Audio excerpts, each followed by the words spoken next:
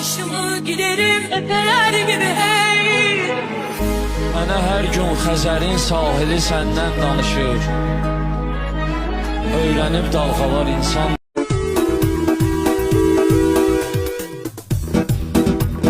خواب دیدم که شدم آسماندی خماسادم. Demek herkes beni arıyor. Bu gece şehre ineceğim. Lan kardeşim, deli misin sen? Deli değilim, çok ucuzum. Fiyatımı yükseltmem lazım, öyle değil mi? Hakikaten kabadayıysan öyle. Uzaktan yakından ruh çekme bana.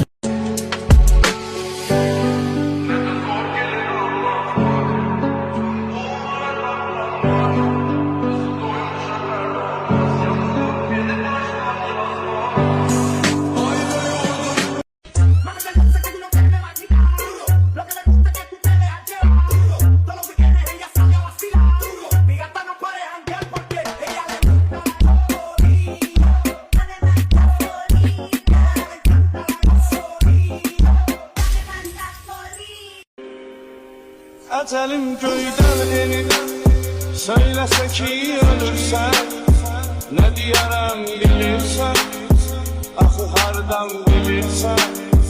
İtaze bir ömür edip hayatımdan bir tek gün, eğer bilsen hansı gün seni ilk gördüğüm gün, seni ilk gördüğüm gün. Bir nağıldır indi hemen telli günlerim.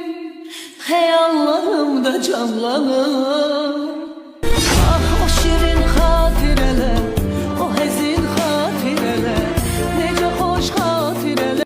Kendi kederdir, acı sana göre sındırıp özün. Hey ağlar bir, menem o ki senden gözellere göz bağlar bir. Axı gör neye xatır, ürəyimi sındırır atır. Çox eşkiden ehsasın satır, hakkın var. Anı sevenler bizleri anar, kaldı cevapsız çoklu suallar. Ettik seninle neler neler hayallar. Sevgiye göre her şeyi bildik, az kalmıştı ki ölüme gir.